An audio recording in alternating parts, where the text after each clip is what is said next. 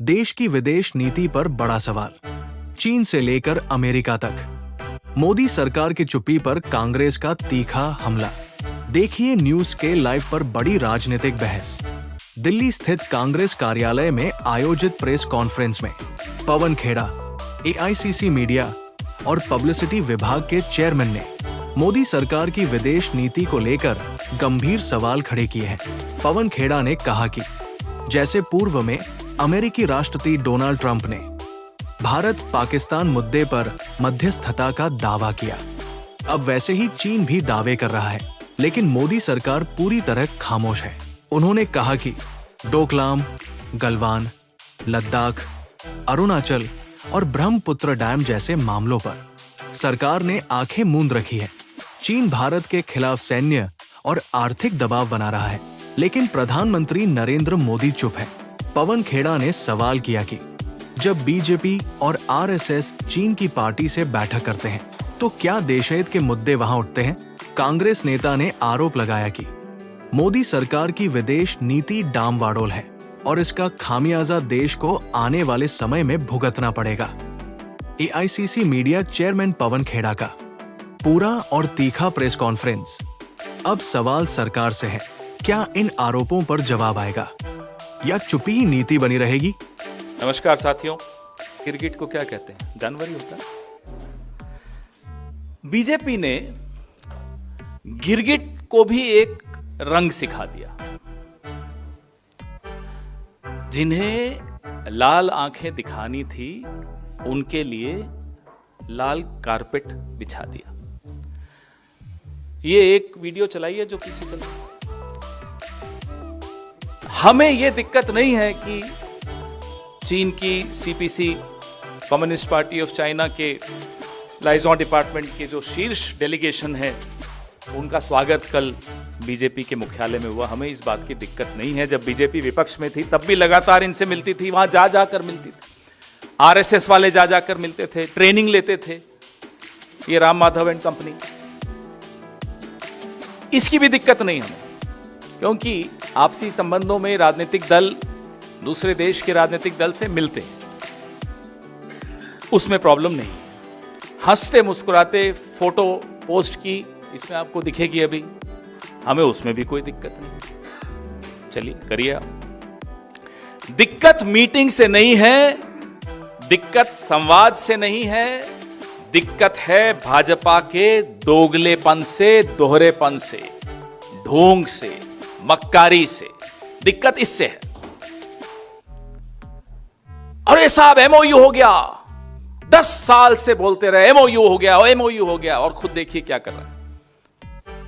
दिक्कत है कि आपकी बैठकों का नतीजा क्या निकलता है। दिक्कत इससे भी नहीं है कि 9, 10, 11, 12 बार प्रधानमंत्री शी जिनपिंग से मिलते हैं, झूला झूलते हैं, उनके आगे हाथ बांध करके यूं सर झुका के खड़े रहते हैं, उससे भी दिक्कत नहीं है। चलिए ये भी मान लेते हैं। अपना अपना चरित्र होता है, अपनी अपनी रीढ़ की हड्डी होती है, उनकी इच्छा, उससे भी दिक्कत नहीं है। रीढ़ की हड्डी नहीं है, उससे भी दिक्कत नहीं है। दिक्कत है इस सब का नतीजा भारत के लिए क्या होता है। दिक्कत आपकी नीयत में है। हमें दिक्कत आपकी नीयत से है। हमें दिक्कत आपकी इन तमाम बैठकों से जो बंद दरवाजों में होती हैं, उसके बाद जो खामियाजा देश भुगतता है उससे है। यही अगर हमारे नेताओं से मिलते तो ये लोग बोलते देखो देखो ये माओ ज़ेडोंग का रिश्तेदार है भाई कांग्रेस पार्टी, हमारे लिए तो तुरंत सर्टिफिकेट आ जाते हैं। संघ के लिए नहीं आएंगे। वैसे संघ का मतलब क्या है? चीन की कम्युनिस्ट पार्टी से मिलना हमें नहीं समझ में आता। क्या सांस्कृतिक आदान प्रदान हो रहा है? क्या है ये? दूसरी बात ये कि जो डावाडोल नीति है चीन की, भैया आवाज मत करिए प्लीज। जो डावाडोल नीति है हमारी चीन के प्रति, ना केवल चीन के प्रति, जो पूरी विदेश नीति की मैं बात कर रहा हूं, अमेरिका ने डांटा तो चीन के पास चले गए, चीन ने डांटा अमेरिका के पास चले गए। कोई बच्चे हो? इधर से डांट पड़ी, उधर चले गए, मम्मी ने डांटा, पापा के पास चले गए, पापा ने डांटा, मम्मी के पास चले गए, दोनों ने डांटा, नाना नानी के पास चले गए, दादा दादी के पास। क्या मजाक बना रखा है साहब आपने। ये विदेश नीति है, इसको गंभीरता से लीजिए। ये हम बार बार कहते आए हैं। हमें कहेंगे साहब चीन के झालरों को बैन कर दो, मत खरीदो चीन के झालरों को, और खुद इलेक्ट्रॉनिक क्षेत्र में उनका निवेश मांगेंगे, धौलेरा में उनको जमीनें देंगे। जिस व्यक्ति को तमिल भाषा से नफरत है, प्रधानमंत्री की बात कर रहा हूं, वो जब मुख्यमंत्री थे गुजरात के, तो गुजरात के करिकुलम में, स्कूल के करिकुलम में मैंडरिन भाषा की बड़ी हिमायत करते थे कि साहब गुजरात के बच्चों को मैंडरिन सीखनी चाहिए। तमिल नहीं होना चाहिए, उर्दू तो छोड़ ही दीजिए, मैंडरिन सीखनी चाहिए।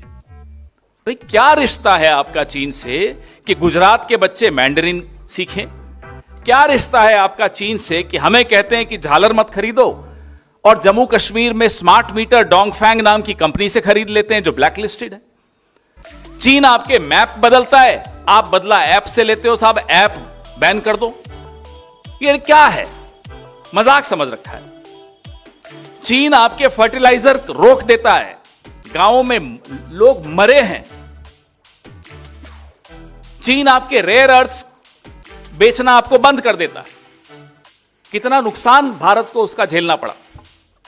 लेकिन आप जरा वो चलाइए, क्लीन चिट वाला वीडियो चलाइए जरा। ये 19 जून 2020 को तो हमें मालूम पड़ा कि नरेंद्र मोदी चीन से कितना डरते हैं। पहले तो ये बात दबी हुई थी, छिपी हुई थी।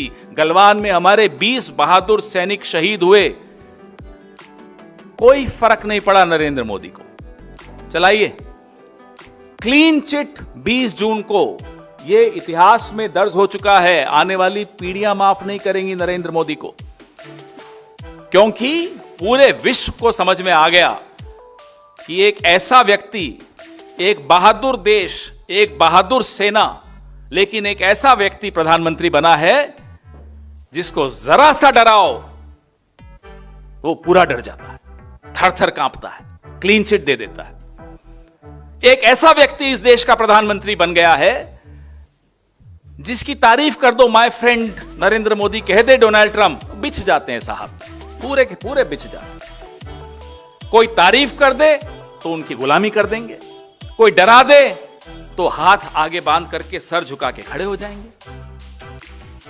ये बात जब तक राज थी ना, तब तक तो ठीक थी।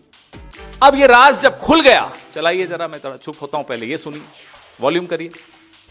न ही कोई गुस्सा हुआ है, न ही हमारी कोई पोस्ट किसी दूसरे के कब्जे में है। ये ऐतिहासिक शब्द हैं। इन शब्दों को सुनने के बाद हम सबका सर उन शहीद सैनिकों के लिए झुक गया कि आपने अपनी जान बलिदान कर दी और ये देश का प्रधानमंत्री। ये बार बार सुनना चाहिए आपको, रोज रात को सुनकर सोना चाहिए ताकि सुबह खून में उबाल आए और आप पत्रकारिता कर सकें, आपके मालिक कुछ भी चाहें। हमें कहते हैं छोटी आंख वाले गणेश जी मत खरीदो, देश के लिए अलग मापदंड, और खुद बैठकें करेंगे, व्यापारिक बैठकें करेंगे, कंपनीज पर से बैन हटाएंगे, पीएम केयर फंड में पैसा चीन की ब्लैक लिस्टेड कंपनी से लेंगे। भाई क्या मजाक है। मापदंड सबके लिए सेम होना चाहिए। अब ये मीटिंग हुई साहब, मीटिंग में हम ये जानना चाहते हैं, क्योंकि आप तो सत्ताधारी दल हो, आपसे मीटिंग हुई, आपके मुख्यालय पे मीटिंग हुई, तो हमें यह बताइए कि जो चीन ने हमारे हितों पर कुठाराघात किया है, क्या उस पर चर्चा हुई? गलवान से लेकर लद्दाख से लेकर, और अब जो नया कल जो दावा किया है उससे शख्सगाम घाटी कश्मीर, कल ही बैठक हुई और अभी दावा भी हो गया कि शख्सगाम घाटी जो है कश्मीर की वो चीन की है। क्या आपने इस पे चर्चा की? बंद कमरे में ही सही, लाल आंख दिखाई। ये जानना तो देश का हक है। आप शख्सगाम की बात करते हैं, अरुणाचल और लद्दाख में हम क्या क्या गंवा चुके हैं, ये हम कई बार चर्चा कर चुके हैं। हमारे कई नेता यहां आकर आपसे इस बारे में बात कर चुके हैं, आप लोग कई बार कवर कर चुके हैं। लगातार हम चीन के आगे सब कुछ गंवाए चले जा रहे हैं, और फिर ये बैठक भी होती है, बैठक क्लोज डोर होती है, बैठक उनके मुख्यालय पर होती है, उनका स्वागत होता है, गर्मजोशी से होती है, सब कुछ कीजिए। उस बैठक के कुछ घंटों में शख्सगाम घाटी तक पे क्लेम दावा चीन ने कर दिया, इसका भी जवाब दीजिए, इसका भी खुलासा कीजिए। ऑपरेशन सिंदूर में क्या हुआ? फौज के बहुत आला अधिकारी ने खुद बोला कि चीन पाकिस्तान को खुलकर मदद कर रहा था। क्या इस पर भी चर्चा? So few lessons that I thought I must हाँ चलाइए चलाइए। as far as Operation Sindoor is concerned. Firstly, one border, two adversaries. So we saw Pakistan one side, but adversaries were two, and if I would say actually four or three actually. So Pakistan was the front face. We had China providing all possible support, and it's no surprise because if you were to look at statistics, in the last 5 years, 81% of the military hardware that Pakistan is getting is all Chinese, 81% of that. So it's no surprise. And China, of course, the good old dictum, killed by a borrowed knife, 36 stratagems that China talks about, killed by a borrowed knife. So he would rather use the neighbor to cause pain than getting involved in the mud slinging match on the northern border. So that is what he's seen. And another thing that China perhaps has seen is that he's able to test his weapons against, say, various other weapon systems that are there. It's like a live lab which is available to. So it's a good, that is what is something we have to be very, very cognizant of. General R.R.. Singh को आप सुन रहे हैं, आपने उस वक्त ही सुना था। HQ-9 air defence system चीन ने तैयार किए, तैनात किए। पाकिस्तान को PL-15 मिसाइलें सप्लाई की जो सीधे भारत को निशाना बना रही। फिर भी मोदी जी ने चीन की शर्तों को स्वीकार करते हुए मानसरोवर यात्रा शुरू की, उनकी शर्तों पर शुरू। मैं आपको कई वृतांत, लंबी प्रेस कॉन्फ्रेंस है क्योंकि बहुत कुछ पिछले 10-11 साल में हम गंवा चुके हैं, छवि के अलावा भी बहुत कुछ गंवा चुके हैं। अब जैसे अमेरिका में डोनाल्ड ट्रंप ने दावा किया, वैसे चीन ने भी दावा किया, साहब मध्यस्थता की थी ऑपरेशन सिंदूर में। जवाब आया यहां से? कोई जवाब नहीं आया। आंखें नीची हैं, हाथ आगे बंधे हुए हैं, झुके हुए हैं। झुका हुआ प्रधानमंत्री ये देश कभी स्वीकार नहीं करेगा जो इस तरह नतमस्तक हो जाता है दुश्मन के सामने। मैंने आपको फर्टिलाइजर का बताया, मैंने आपको डोकलाम का बताया, जो सिलीगुड़ी कॉरिडोर का बताया जहां घुसपैठ करने के लगातार प्रयास चीन करता रहता है, शख्सगाम का बताया, अरुणाचल प्रदेश और अक्साई चीन को कैसे नक्शों में बार बार अपना बताया जाता है, नाम बदले जाते हैं, चीन बार बार करता रहता है, यहां से कोई जवाब नहीं जाता। चलिए चीन तो छोड़िए, बहुत बड़ी बात है, नेपाल तक कर देता है या चुप रहते हैं। तो भारी मिलिट्री मौजूदगी चीन ने बनाई, बफर एरिया बनाया, जो मई 2020 से पहले की जो यथास्थिति थी, जिसके बारे में हम बोल बोल कर थक गए, आप लोग सुन सुनकर थक गए, लेकिन इनकी कान में जूं नहीं रहेगा। स्टेटस को एंटे जो 2020 अप्रैल मई का था, क्या वो रिस्टोर हुआ है? कोई जवाब नहीं हुआ है, आप जानते हैं। और मोदी सरकार चीन के मजदूरों को वीजा देकर हम अपने मेक इन इंडिया और PLI योजनाओं को बढ़ावा दे रहे हैं। क्यों दे रहे हैं साहब? क्या आपको इतनी क्या मजबूरी है? पैंगोंग के रास्ते से मिलिट्री के पुल बनाए जा रहे हैं, मोदी सरकार चुप, कोई जवाब नहीं। कितने उदाहरण दें हम आपको ये बताने के लिए कि चीन की जो हमारी विदेश, चीन के प्रति जो हमारी विदेश नीति है, आज सिर्फ चीन पे ज्यादा बात कर रहे हैं, उसका नुकसान आने वाले कई दशकों तक यह देश झेलेगा। एक वाटर बॉम्ब जो ब्रह्मपुत्रा के वहां जो डैम बना रहा है चीन, वो भी एक उदाहरण है जहां ये कुछ नहीं बोले, चुप। उल्टा इनके चहेते मुख्यमंत्री, क्या नाम है, हिमंता बिस्वा शर्मा, जस्टिफाई करते हैं, अरे साहब क्या नुकसान, कोई नुकसान नहीं होगा।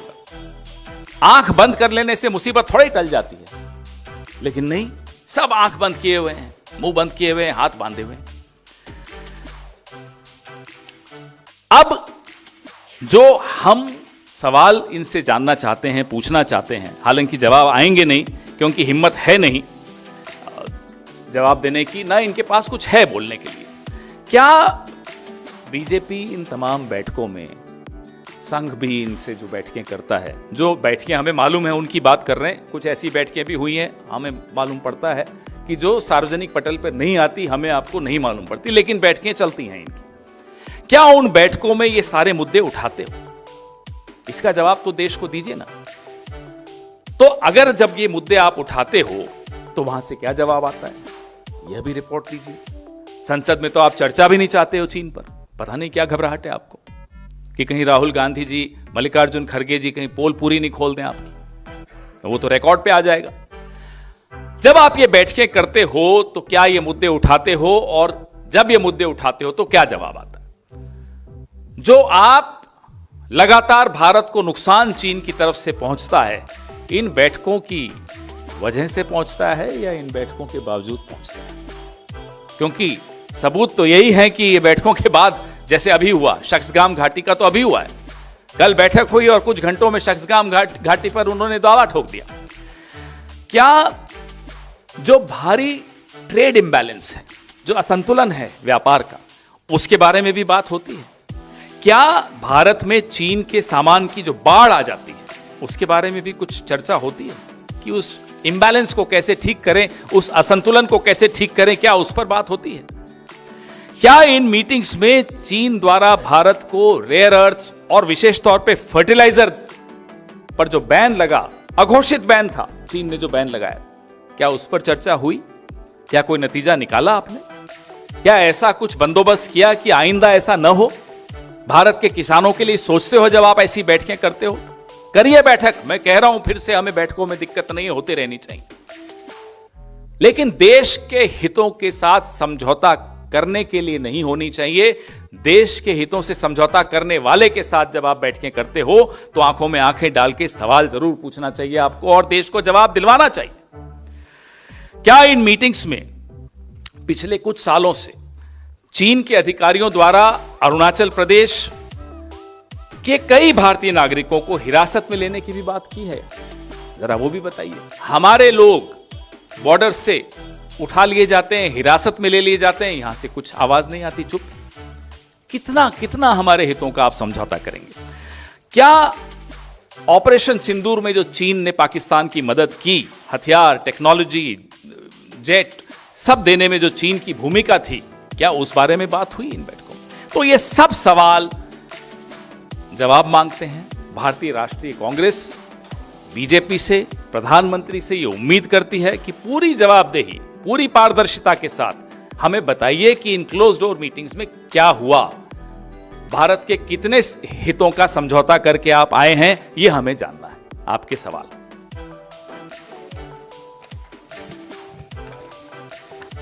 सर, आज ये मुद्दा उठाया जा रहा है, तो ये 2020 के बाद पहली ऐसी बैठक बीजेपी हेडक्वार्टर्स में हुई है, दोनों फॉरेन अफेयर्स डिपार्टमेंट। बाकी तो वहां खुद चली जाती है बीजेपी मिलने, कई बार गई है। मेरे पास अभी प्रेस रिलीज में लिस्ट है कितनी बार बीजेपी और आरएसएस के प्रतिनिधि मंडल चाइना जाकर मिला है, पहली बार वो यहां आकर मिले जी। तो कई बार इस संसद में ये आरोप बीजेपी और गृह मंत्री अमित शाह ने लगाया है कि जब गलवान वैली में क्लैश हो रहा था,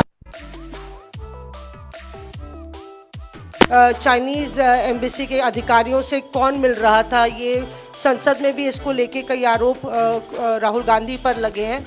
और राजीव गांधी फाउंडेशन ट्रस्ट पर भी जो FCRA कैंसिल किया गया, तो उन पे भी आरोप भारत सरकार की तरफ से लगाया गया कि चाइनीज एम्बेसी से पैसा लिया है। तो आज आपको पता है इंडिया फाउंडेशन, जानती है ना, इसका नाम तो सुना है, किससे संबंधित है जानते हैं? इनके भी जरा लिस्ट देख लीजिएगा कितना पैसा चीन से कब कब लिया। विवेकानंद फाउंडेशन का भी जरा निकालिएगा। बात यह नहीं है कि आपने एज एनजीओ किसने किसको किससे पैसा लिया, किस लिए लिया। बात यह है कि आप सत्तारूढ़ दल हैं, पिछले 12 साल से आप सरकार में हैं, भारत के हितों के साथ लगातार समझौते हो रहे हैं। आप मुंह से आवाज नहीं निकलती, जब निकलती है, जब मुंह खोलते हैं तो क्लीन चिट दे देते हैं। सवाल यह है, क्या हम लोगों ने कभी क्लीन चिट दी चीन को? क्या भारत के हितों के साथ हमने समझौते किए? इनका एक चहेता एनजीओ है जिसमें विदेश मंत्री के सुपुत्र भी हैं। वो चीन से कितने पैसे लेते हैं जरा पूछिए। विदेश मंत्री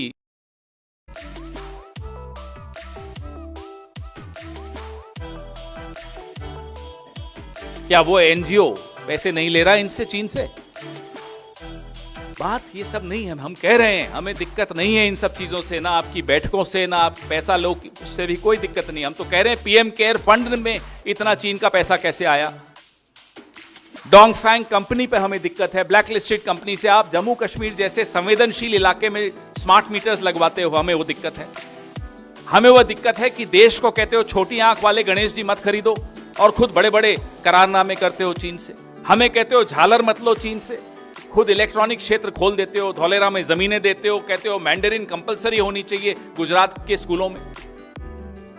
तो साहब देश को क्या हासिल होगा ये सब करने से, ये तो बताइए। कभी लद्दाख में जमीन ले लेगा, कभी अरुणाचल प्रदेश में जमीन ले लेगा, कभी शक्सगाम घाटी पर दावा ठोक देगा। क्या है भाई ये? वहां कंस्ट्रक्शन शुरू कर दिया। ये है सवाल, बुनियादी सवाल ये है।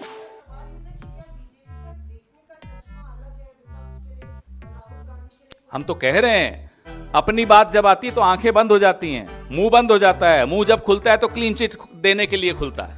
हम तो यही कह रहे हैं। पवन जी, मेरा सवाल ये है कि शक्सगाम आप वैली की आप बात कर रहे हैं, पाकिस्तान ने अवैध कब्जा कर रखा है, चीन वहाँ पे इंफ्रास्ट्रक्चर का निर्माण कर रहा है।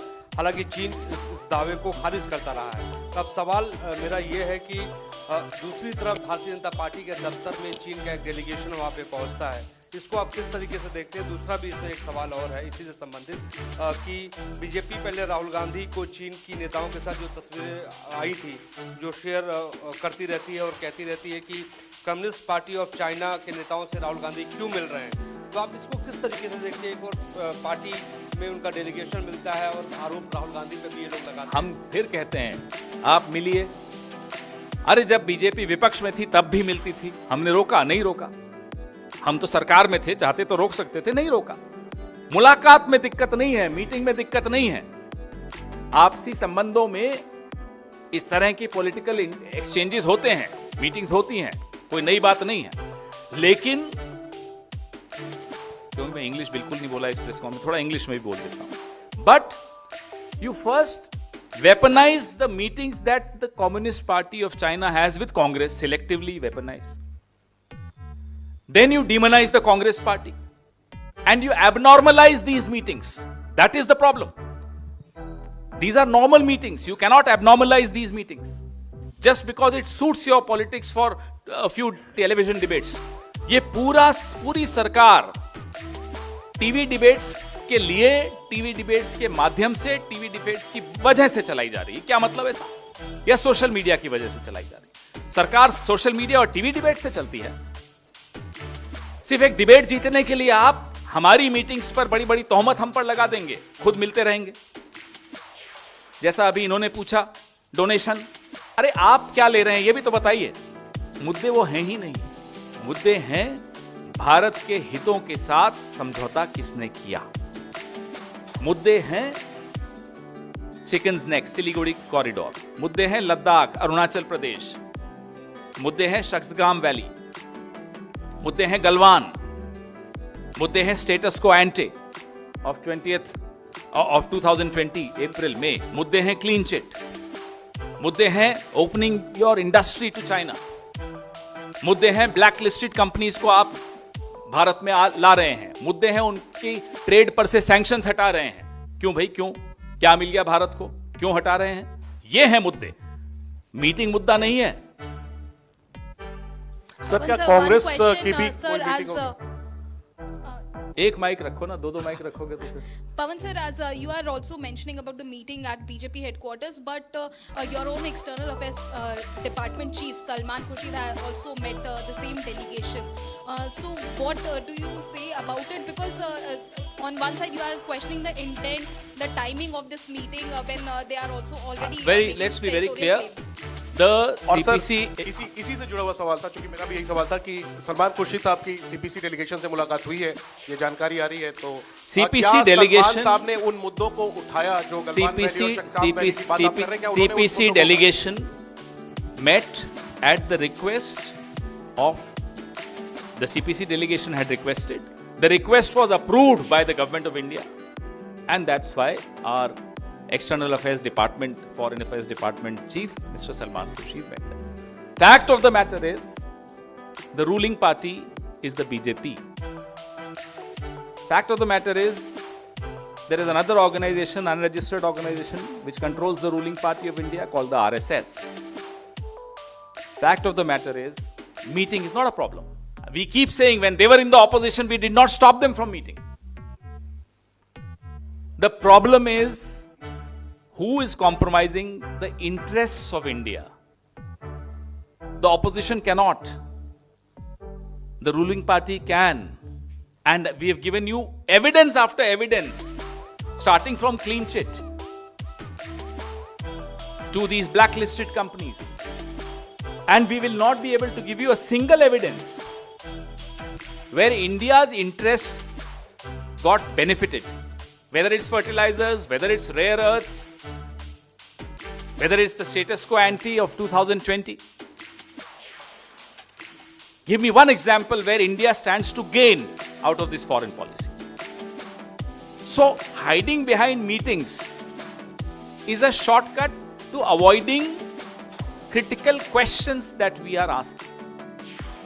As I said at the beginning of my press conference, we have no problem you meet. हमें कोई दिक्कत नहीं, आप मिलते हो, आप जब विपक्ष में थे तब भी मिलते थे, हमें दिक्कत नहीं थी, क्योंकि मुलाकातें होती हैं राजनीतिक दलों की आपस में, अलग अलग देश के राजनीतिक दलों की मजबूती, ये ट्रैक 2 भी होती है, ट्रैक 3 भी होती, कई चीजें होती हैं देशों में, उसमें दिक्कत नहीं है। दिक्कत तो आपने बनाई है, हम तो कभी मानते ही नहीं थे दिक्कत है जब आप सत्तारूढ़ दल हैं, आप लगातार मीटिंग्स करते हैं, तो इन बंद कमरों में क्या ये सवाल उठाते हैं, ये है दिक्कत।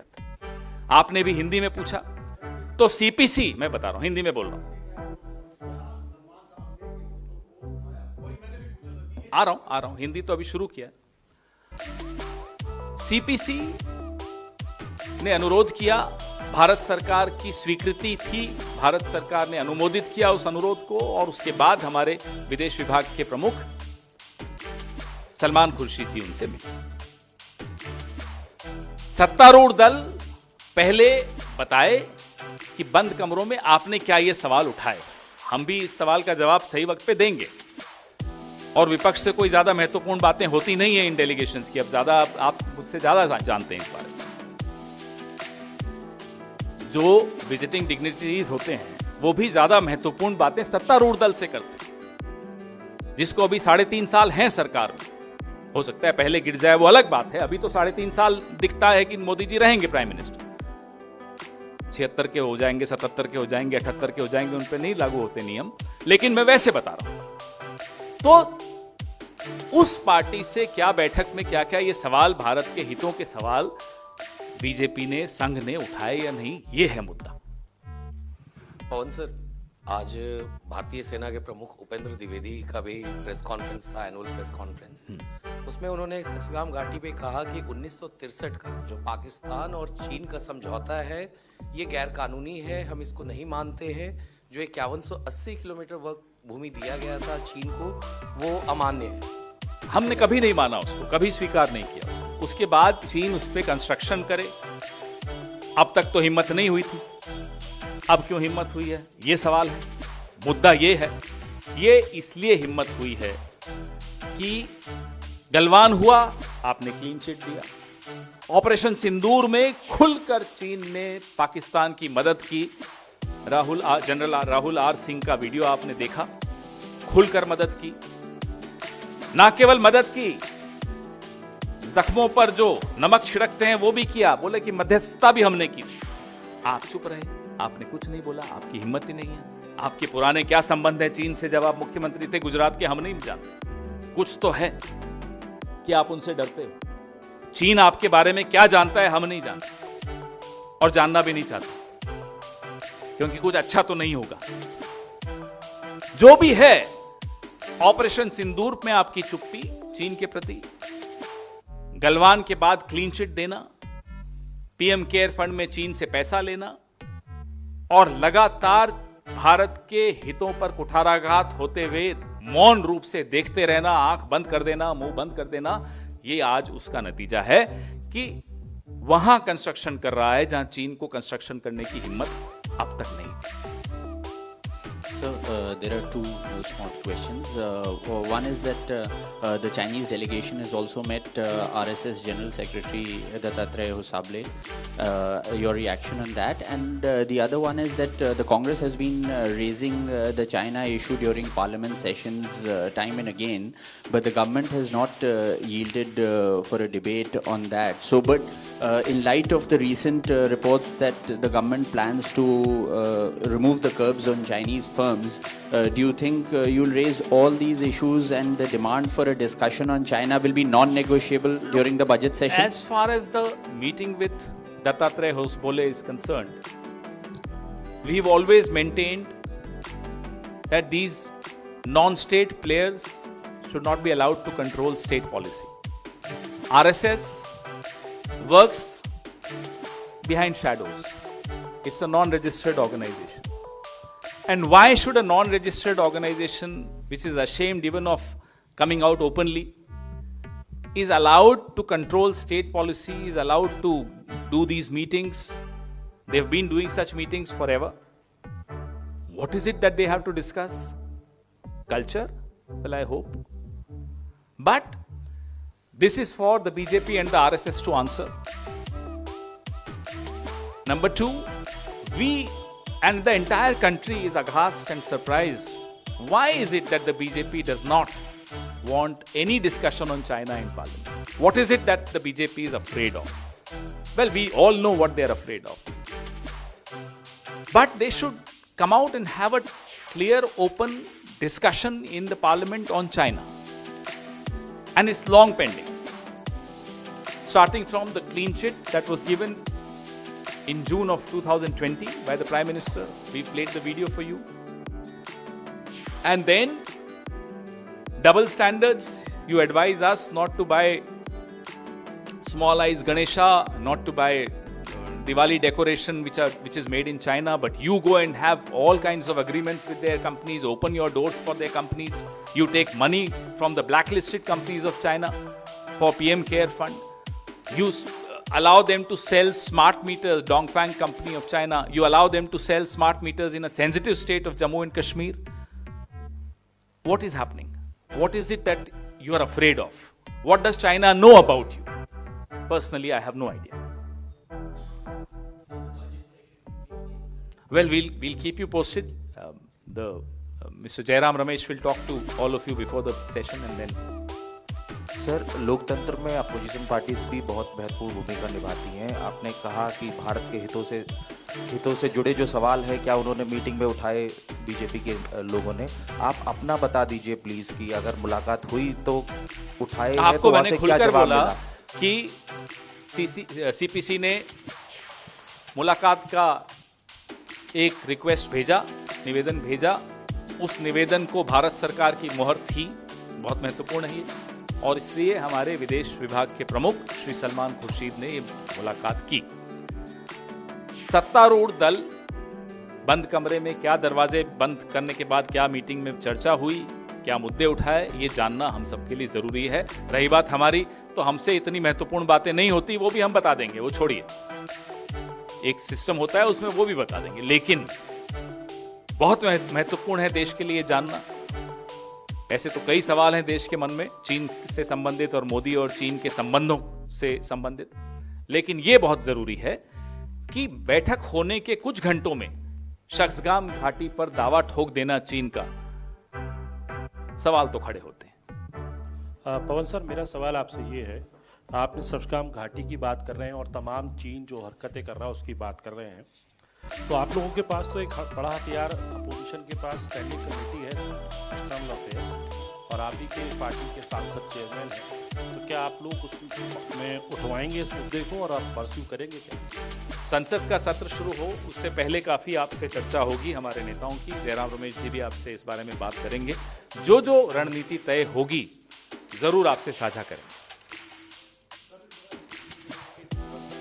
बोले से जो मुलाकात हुई है, आरएसएस से किस हैसियत से मुलाकात हुई, क्या इसको आप जायज़ मानते हैं? भाई हमसे मत पूछिए, उनकी हैसियत तो हम मानते ही नहीं है, तो आप हमसे पूछ रहे हैं। उनकी हैसियत जो मानते हैं उनसे पूछिए।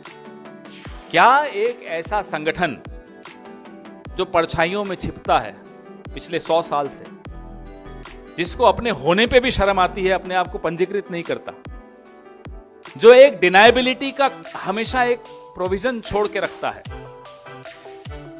अगर किसी के हाथ से गोली चल गई, महात्मा गांधी मारे गए, तो कहिए हम तो इसको जानते ही नहीं, भले वो बौद्धिक कार्यवाह रहा हो, नाथूराम गोडसे की बात कर रहा हूं, तो तुरंत हाथ खींच लेना, तुरंत पीछे हट जाना, ये किसी चरित्रवान संगठन में नहीं हो सकता। आपसे कोई गलती भी हो जाएगी तो आप खुलकर कहेंगे हाँ मेरे से ये गलती हुई, मैं भी यही कहूंगा, क्योंकि चरित्र है, रीढ़ की हड्डी है। लेकिन ये ऐसे लोग हैं जो छिपते छिपते काम करते हैं, आज से नहीं, शुरू से 100 साल। जब आजादी के आंदोलन को कमजोर कर रहे थे तब अंग्रेजों के साथ मिलकर काम करते थे, तब भी छिप छिप कर काम करते थे। तो ऐसे संगठन के हाथ में इतना महत्वपूर्ण चीजें दे देना, उनको ऐसी अनुमति देना कि वो भारत सरकार की विदेश नीति में हस्तक्षेप करें, भारत सरकार से पूछिए साहब क्यों अनुमति देते हैं, हमसे क्यों पूछ रहे हैं? आज तो इससे महत्वपूर्ण कोई मुद्दा है नहीं।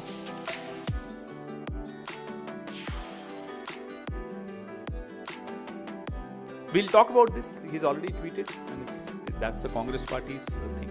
So I think this is an important issue. Please ask the right questions to the right people. In this case, it's the government of India. It's the ruling party of India. They cannot afford to have double standards. They cannot deal with Congress Party meeting the CPC in one language, and when they themselves meet them, it suddenly becomes a strategic meeting. So these double standards need to be exposed. As I said, there is nothing wrong in political parties meeting.